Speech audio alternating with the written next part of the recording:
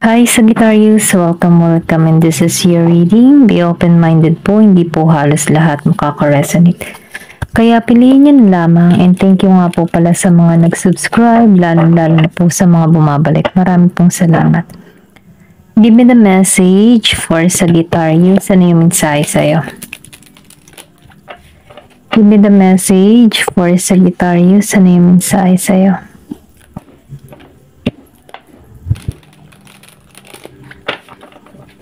Give me the message for Sagittarius. Ano yung mensahe sa'yo?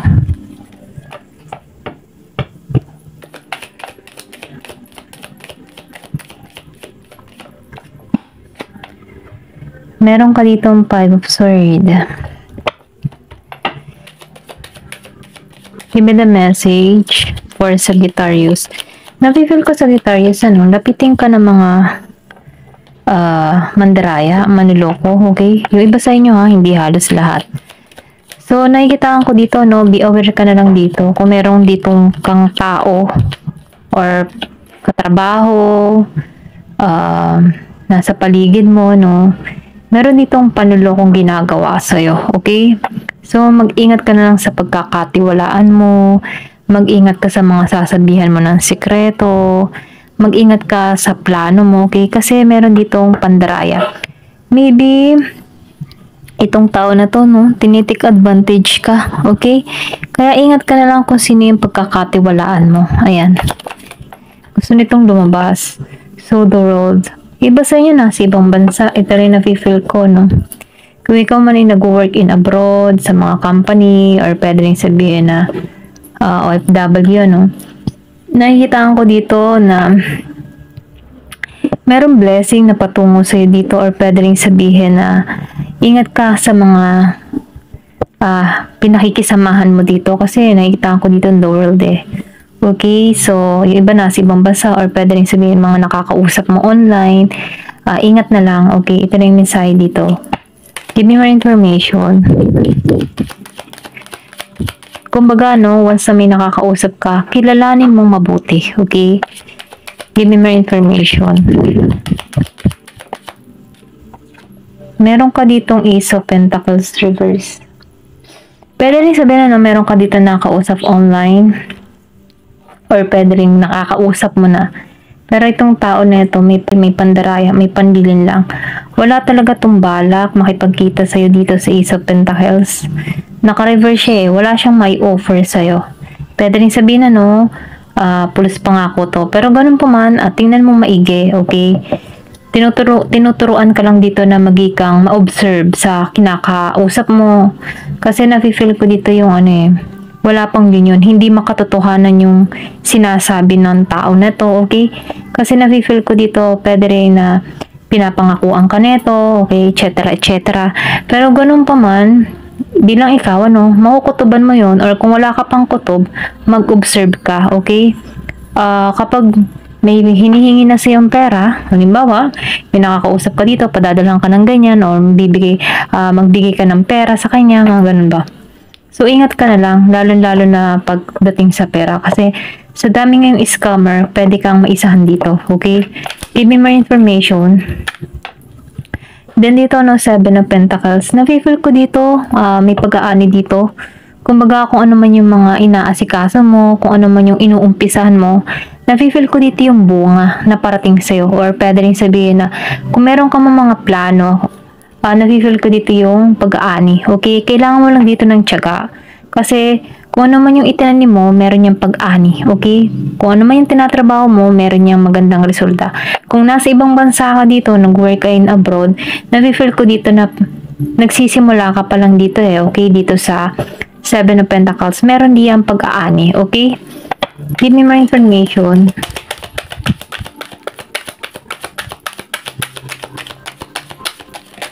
Ayan. Lumabas to. 9 of Swords.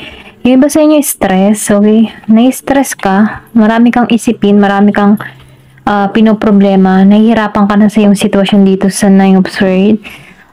Nafe-feel ko dito na sobra ka ng hindi ka nakakatulog, naiiyak ka, or pwede rin sabihin, ang dami mong isipin, dito sa 9 of Swords. Kung marami ka mga ganyan, or kung meron ka man ditong problema, so sinasabihan ka dito na huwag kang mawawala ng pag-asa, okay? The Emperor energy. Huwag kang mag-alala. Kumbaga, yung mga pagsubok na kinakaharap mo, yan ay paraan para lang matuto ka or paraan yan para mas lumago ka. Kasi dito ka patungo sa The Emperor energy or pwede rin sabihin na meron kang makilala dito na Emperor energy na kung saan may authority to. Good father, good provider, and then nakikitaan ko dito yung masinsinan nito. Kung ikaw man ay nakaranas dito ng niloko or pwede rin sabihin pas na itong panloloko sa'yo kaya ka nahihirapan dito. Pero ganun pa man, no, nafe-feel ko dito na meron ditong tutulong or tutungo sa'yo dito, okay? So, huwag kang mawawala ng pag-asa dito. Ito lang yung mensahe. Give me more information. Ano pa yung mensahe sa'yo? Temperance. So, nakikita ko dito, mababalance mo to. Kailangan mo lang dito ay manalangin, okay? Magtiyaga. And then, nafe-feel ko dito yung tagumpay. Yung tagumpay nag-iintay sa'yo. So, sinasabihan ka dito, no? Kung marami mang ikaw experience na naloko ka, nadaya ka, na-scam ka, sinasabihan ka dito na ipagpasa Diyos mo na lamang ito. And then, nafe-feel ko dito, no? Maibabalik mo naman kung ano yung mga nawala sa'yo. And then, nakikita ko rin dito yung kumpiyansa. Magkakaroon ka dito ng balance dito sa temperance. Ginagabayan ka pa rin dito. Okay? And then, nakikita ko rin dito, may naghihintay na sorpresa sa'yo or may naghihintay na gantimpala sa'yo.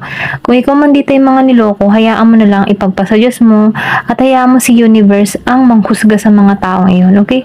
So, ikaw, nafe-feel ko dito na mag-focus ka na lang dito sa iyong tinatrabaho. Kung ano man yung mga pinaplano mo, dun ka na lang mag-focus, ano? And then, nafe-feel ko kasi dito yung merong naghihintay sa iyong tagumpay. Kaya maniwala at manalig ka lang sa poong may kapal. Huwag kang mawawala ng pag-asa. Kung nahihirapan ka sa sitwasyon, okay? Manalangin, dasal lang. Wala namang imposible sa dasal. Give me more information. Ano pa yung mensahe sa'yo? So, meron ditong Knight of Cups. So, nakikita ko rito, no, meron tulong talagang patungo sa'yo. Meron ditong Aries na patungo sa'yo. Meron ding Scorpio or Cancer na patungo sa'yo dito sa Knight of Cups. Itong tao na ito, handa talagang mag-offer sa'yo ng love, handa mag-offer ng attention. Kumbaga, nakikita ko dito yung mabuting hangarin ng tao na ito, okay? Ginagabayan ito patungo sa'yo. Kung ikaw may nasaktan, mag-healing ka muna dito, ano? Kasi nafe-feel ko dito, meron ditong blessing na patungo sa'yo. Kaya huwag kang mag-alala. Tingnan pa natin kung ano pa yung mensahe. So, meron ditong 4 of Cups. Maybe marami ka ding nasayang na oportunidad dito before, okay? Pero ganun pa man, ano, mag-focus ka muna kung ano man yung mga plano mo. At kung ano man yung mga gusto mong marating sa buhay, okay? Give me the message for Sagittarius. Ano yung mensahe sa'yo?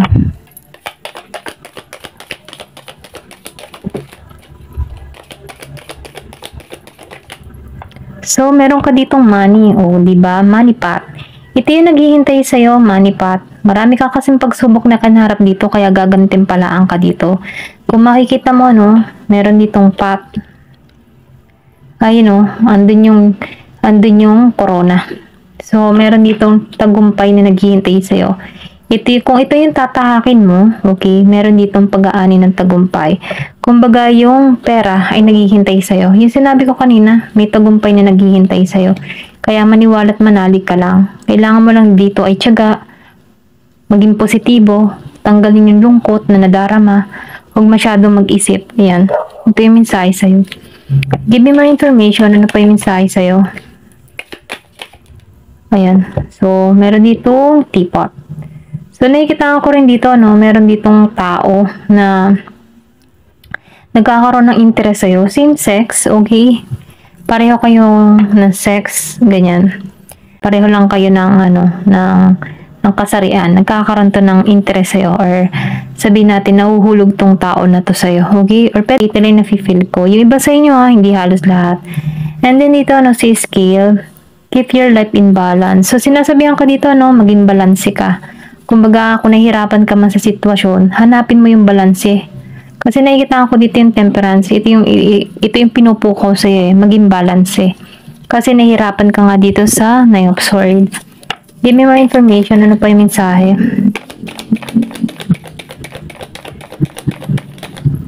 Rose. So, nakikita ko dito, meron dito bagong magmamahal sa'yo. Okay? Kung nabigo ka man sa pag-ibig before, meron ditong parating na bagong romansa. Give me more information. Na kung sana, no, mapipil mo dito na importante ka. Dito sa Knight of Cups and Emperor, may patungo talaga sa'yo. Hindi mo inaasahan to. Meron ditong broom. So, nakikita ko rin dito yung iba sa inyo, makakabili ng bahay, magkakaroon ng bagong bahay, or pwede rin sabihin, may paglipat ng bahay. Paglipat ng lugar, ganun ba? Give me more information. Ano pa yung mensahe sa'yo? Then, firecracker. So, nakikita ko dito yung excitement na patungo sa'yo. Yung pag nalampasan mo tong pagsubok na to, itong nasasaktan ka dito, tagumpay yung naghihintay sa'yo, maraming oportunidad, maraming blessing. Kaya may naman, no, magtiwala ka sa sarili mo. Tanggalin mo tong pagmumukmuk mo, tanggalin mo tong negatibo. Kasi ito yung naghihintay sa'yo, excitement, meron pang bagong pag-ibig na patungo sa'yo. Meron pang bahay, and meron ka rin pera parating. So, kung ikaw man ay nahihirapan sa sitwasyon, kung meron man mga nawala sa'yo, doble ang balik niya na biyaya patungo sa'yo. Okay? Give me more information. So, Bull, nakikitaan ko dito na kailangan mo dito maibalik yung iyong katatagan, lakas ng loob. Kumbaga, no, iwasan mo na lang yung mga nagpapabigat sa iyong kalooban, iwasan mo mag-isip ng mga negatibo, at iwasan mo nang isipin yung mga nakaraan. Kasi once na iniisip mo yung nakaraan, mahirap kang makamoving on mahirap kang mag-healing kasi naaalala mo yung mga masasakit na pangyayari. Kaya minumungkahi sa'yo dito, no, mag-move forward ka lang. Huwag mo nang intindihin yung past. Nakaraan na huwag mo nang pagsisihan, huwag ka na mag-isip ng kung ano-ano. Hayaan mo na lang kasi nakikita ko dito kung ano man yung mga nawala sa'yo, doble yung balik sa'yo in the future, okay? Kasi andito yung pera may money pat sa'yo, meron ka pang bagong bahay, may excitement and love na patungo sa'yo. Kaya maniwala, manalig ka sa Poong May Kapal sapagkat yung mga nangyayari sa'yo, may lesson yan, okay? At meron magandang hatid na biyaya sa hinaharap. Ayan, hanggang dito na lamang po. Thank you for watching. Love and peace.